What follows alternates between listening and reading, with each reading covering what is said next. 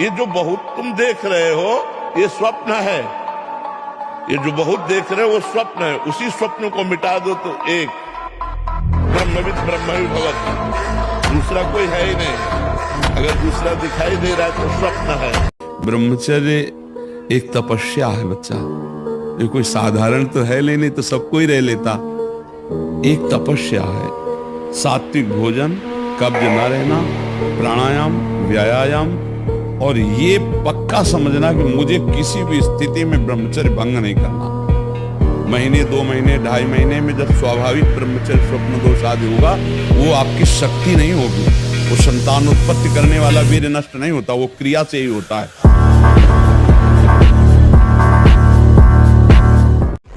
जो ब्रह्मचर्य रहता है उसे शरीर बल, मनोबल, बुद्धि बल, वचन बल, ये सब जागृत हो जाता है। वचन बल जो बोला वही लागू हो गया, जबरदस्ती आपको मानना पड़ेगा। और मनोबल जो संकल्प किया अंदर वही बाहर क्रिया प्रारंभ हो गई, वही दिखाई देने लगा। देह बल, रात दिन मेहनत करो फिर भी थकान नहीं। 40-40 किलोमीटर गंगा के किनारे थकने को सवाल था। ब्रह्मचर्य नष्ट हुआ तो सब इंद्रियां मन तुम्हें अधीन कर लेंगी, गुलाम बना लेंगी। ये शरीर का राजा है, राजा घायल हुआ तो सब सैनिक बंदी बना लिए जाते हैं। आप देखो जिन बच्चों ने ब्रह्मचर्य छीड़ नहीं किया है उनको देखो कैसे उछलते हैं, कैसे कूदते हैं, बिजली की तरह उनके शरीर में स्फूर्ति होती है, एक उन्मत्तता है, गाते हैं। क्यों? वो उन्माद पैदा कर रहा है ब्रह्मचर्य, आनंद का उन्माद। और जो ब्रह्मचर्य छीड़ किए होते मक्खी उड़ाए। अंडा और मांस, मछली आदि में जिनको ये भ्रम है कि इसमें शारीरिक शक्ति बढ़ती है, शरीर बल ज्यादा काम नहीं करता है, ब्रह्मचर्य सबसे बड़ा महाबल होता है। तो आप कहते हो हमारा पढ़ाई में नंबर नहीं आया, क्यों? क्योंकि आपकी स्मृति ही काम नहीं कर रही। अरे कितनी बड़ी मोटा है। ब्रह्मचर्य में इतनी ताकत है कि बचपन में जो पढ़ा है वो आज भी हमें याद है। ब्रह्मचर्य में स्मृति की बड़ी सामर्थ्य होती है। ब्रह्मचर्य ऐसे थोड़ी रह जाता है कि ऐसे खाओ पियो ब्रह्मचारी रह जाओ। जितना आवश्यक है भोजन उतने आवश्यक है व्यायाम। 4 बजे उठ करके शौच स्नान करके यदि 20 मिनट व्यायाम करोगे रोज तो आप देखोगे वरदान की तरह काम करेगा। 1 साल में आप बदल जाओगे। 1 साल चेहरा बदल जाएगा, जीवन बदल जाएगा। नाम जप करो, आध्यात्मिक शक्ति बढ़ाओ, व्यायाम करो, शुद्ध भोजन करो, शारीरिक शक्ति बढ़ाओ, अभी आप बलवान बन जाओगे।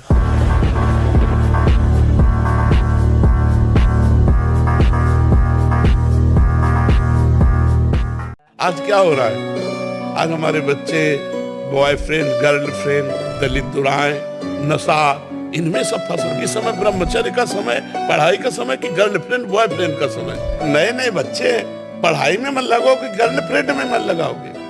अरे जब दुल्हन आ जाए तो खूब मन लगाओ, नौकरी करो, और दुल्हन लड़का बच्चा हो, गृहस्थी में तो सब है ही है, तो थोड़ा 20-25 तक तो थोड़ा अच्छे बन जाओ, इसके बाद गृहस्थी में चले जाना, क्या परेशानी। अब अभी 13-14 के हैं, 18-15 के हैं, गर्लफ्रेंड बोले 2 गर्लफ्रेंड बोले 3 गर्लफ्रेंड।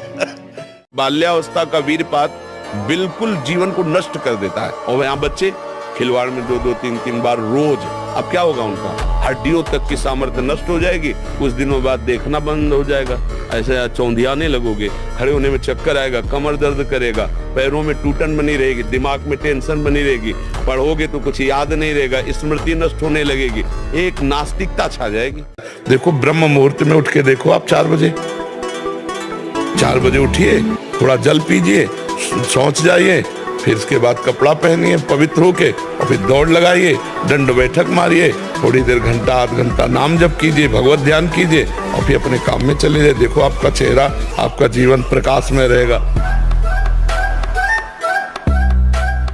ब्रह्मचर्य हानि से सबसे बड़ी हानि होती है वो स्मृति पे फर्क डालता है, शरीर में प्रमाद पैदा करता है, आलस्य, सोने का मन करता है, कमर, घुटने, इनमें दर्द शुरू हो जाता है, बहुत खाने की प्रवृत्ति या बिल्कुल न खाने की प्रवृत्ति, मतलब जीवन को बर्बाद करने के लिए भी पूरा है। गजब की बात है, कोई शौच में बैठा हो और ऐसे दृष्टि पहुंच जाए तो ऐसे नहीं होता, और तुम एकांत में वही देख रहे हो मलमूत्र के द्वारा, और कौन सा देख रहे हो? देव मंदिर देख रहे हो क्या? क्या देख रहे हो तुम? सोच लघु शंका के ही स्थान तो है। कौन सी बहुत बड़ी बात है? उन्हीं से पैदा हुए हो, उसी द्वार से पैदा हुए हो, और उसी में देखकर विकार युक्त होकर फिर वही मरना चाहते हो, दुर्गति को प्राप्त होना चाहते हो। इसी बात से दुर्दशा हो गई। गंदे बच्चे, गंदा दृश्य, गंदा चिंतन, गंदी क्रियाएं नष्ट हो। जब 13 वर्ष की अवस्था है और घर से निकले थे, कोई साथी नहीं है, कोई समझाने वाला नहीं, और आज इतना जीवन हो गया इसी यार के सहारे हुआ। इसी यार, ना 1 रुपया कभी था, न रहा है, न रहेगा। प्रेमानंद का 1 रुपया नहीं, प्रेमानंद की 1 वस्तु नहीं, ना रहा ना रहेगा। हाँ, प्रेमानंद की सब वस्तुएं हैं, ना होते हुए भी पूरा विश्व मेरा। क्यों?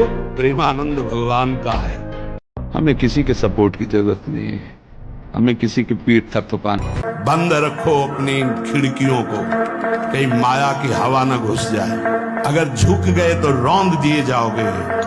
एक एक बात अच्छे से समझ लो, मुस्कुरा के, प्रेम व्यवहार दिखा के, अपनापन करके फिर तुमको अधीन किया जाएगा। माया भगवती बहुत बलवती है, ऐसे करके फिर ऐसे प्रहार करती है, क्योंकि साधक बहुत प्रवीण है। ऐसे में अपने को बचा लेगा, लेकिन ऐसे में बचाना बहुत कठिन होता है। 100 बार गिरेंगे फिर भी हम चढ़ाई करेंगे। इसका अभ्यास है हमको नष्ट करने का। तो आज से हम प्रण लेते हैं कि तू हमें कितनी बार गिराएगा।